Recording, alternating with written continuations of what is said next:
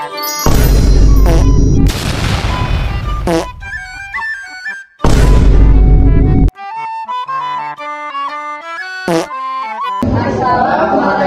warahmatullahi wabarakatuh. Waalaikumsalam warahmatullahi wabarakatuh. Kami dari kelompok 4 ingin mempresentasikan apa yang sedang diskusikan orang. Sebelumnya kami akan menjelaskan tentang kerjasama ekonomi multilateral. Sebelumnya perkenalkan, nama saya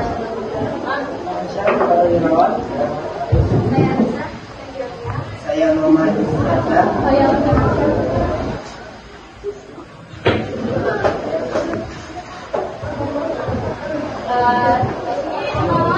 tradisi. Di sini ada pengertian, tujuan, ciri, dampak, contoh organisasi, dan manfaat, tantangan, kelemahan, dan keseluruhan.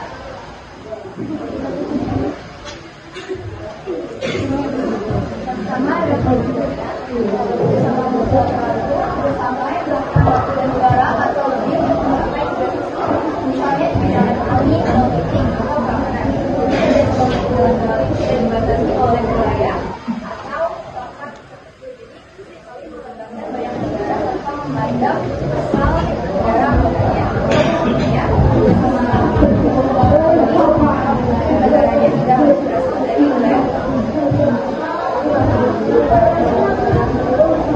Dan selanjutnya ada tujuan kerjasama multilateral adalah untuk memecahkan masalah bersama. Untuk memecahkan masalah bersama ini, negara-negara bekerjasama secara terorganisasi untuk mengatasi tekanan global yang melampaui batas. Yang kedua, memperkuat hubungan antar negara. Memperkuat hubungan antar negara ini menciptakan perdamaian dan keamanan dunia, meningkatkan kesejahteraan ekonomi melalui perdagangan dan investasi. Yang ketiga adalah menciptakan manfaat yang adil bagi semua pihak. Ini untuk membangun sistem kolaborasi internasional yang saling menguntungkan, di mana keuntungan dari kerjaan sama dibagi secara setara dan adil di antara semua negara peserta, bukan hanya menguntungkan satu pihak saja. Itu lanjut ada ciri-cirinya ada 4. Yang pertama ada melibatkan banyak negara. Yang dimaksudkan melibatkan banyak negara itu dia bekerja sama tidak hanya 1 atau 2, 3 negara saja, tetapi dia juga bekerja sama dengan negara lainnya gitu. Terus di sini yang kedua ada memiliki tujuan yang sama. Maksudnya tujuan yang sama itu bertujuan untuk suatu yang ingin kerjasama itu pasti ada sesuatu yang memiliki kesepakatan bersama. Terus juga misalnya menjaga perdamaian dunia. Terus yang ketiga ada manfaat dirasakan bersama. Nah dari manfaat kayak kerjasama itu dia bisa merasakan apa yang disepakati itu dari ekonomi, perdagangan internasional dan lain-lain. Terus yang keempat ada kesepakatan dibuat bersama.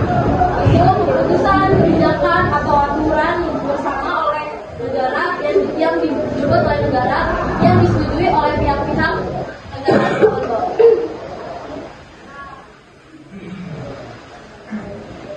Ini ada dampak positif dan negatif.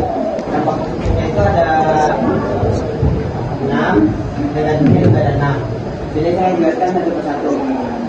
Pertumbuhan ekonomi adalah mempercepat pertumbuhan ekonomi melalui perdagangan dan investasi serta membuka kesempatan kerja yang lebih luas. Terus yang kedua itu transfer pengetahuan dan teknologi.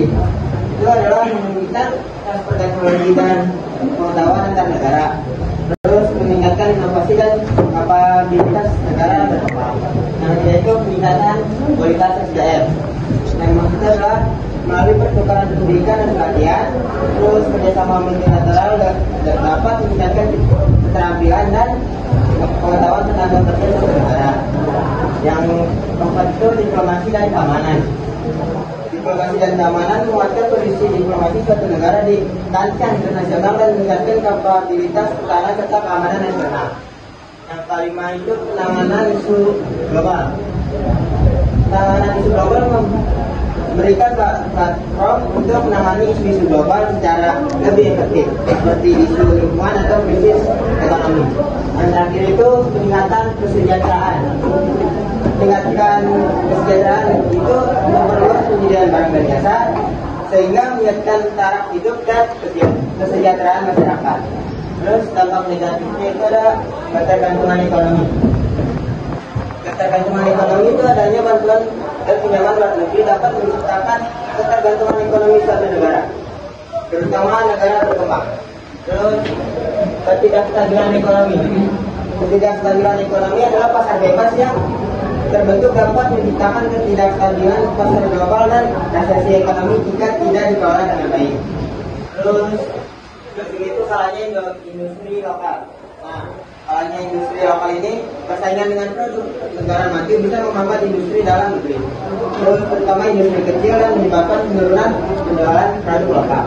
Terus masuknya budaya asing. Masuknya budaya asing itu yang tidak sesuai dengan jati diri bangsa dapat mempengaruhi pola pikir dan kebiasaan masyarakat. Terus konsentrasi ekonomi. Konsentrasi ekonomi itu adalah perekonomian bisa terkonsentrasi pada negara-negara maju, sementara negara berkembang bisa tertinggal. Dan yang terakhir adalah potensi konflik.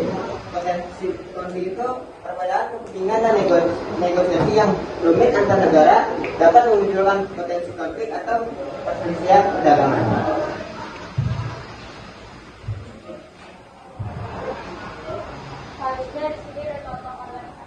Kalau kita cuma ambil satu contohnya aja, itu WTO. WTO itu organisasi internasional yang mengatur perdagangan antar negara untuk memastikan kelancaran, keterbukaan, dan keadilan secara global. Nah, WTO ini resmi didirikan bersama 1 Januari 1993 di Geneva, Swiss.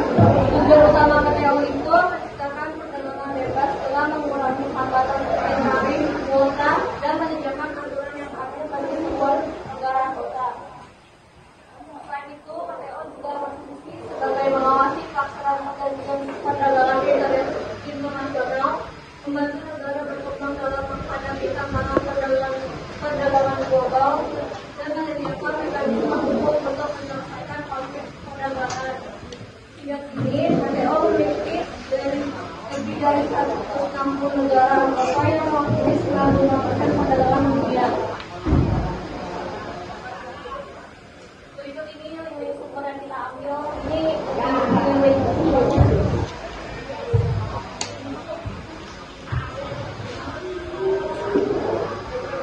Ini ada membahas. Yang pertama meningkatkan total dan investasi atau negara.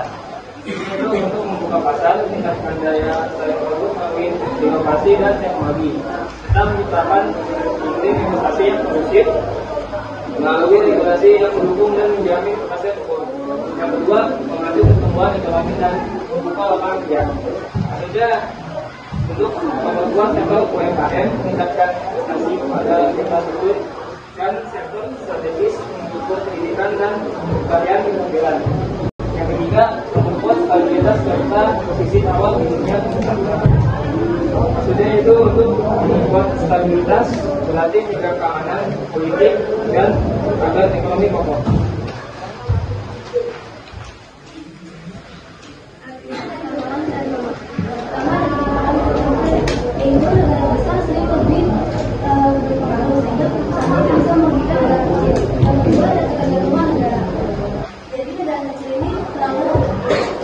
Kalau bergantung pada bantuan negara besar atau organisasi internasional. Yang ketiga ada birokrasi yang rumit.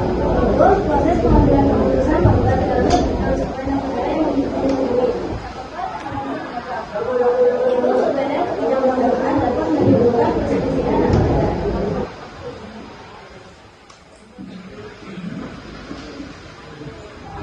Nah, ini adalah kesimpulan yang terakhir.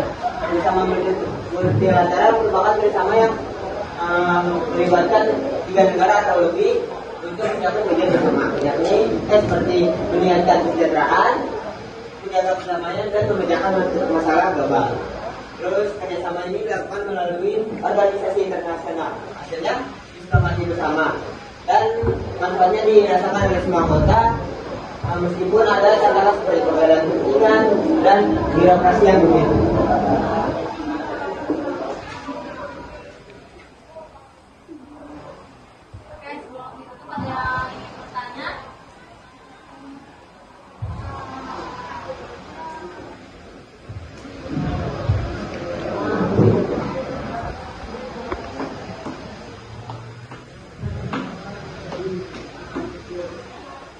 Ada yang mau tanya?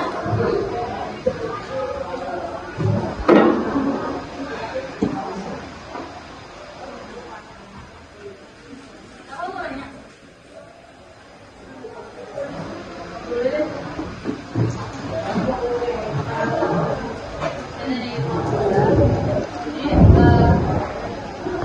contoh organisasi yaitu WTO, itu kan WTO itu sebuah mengatur supaya perdagangan antar negara itu mengalami kelancaran kan.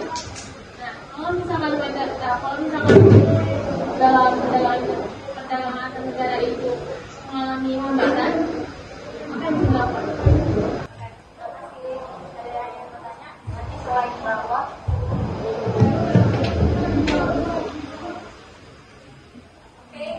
lagi itu ke kelompok 2. Sekian dari kelompok kami, kurang lebihnya mohon maaf. Wassalamualaikum.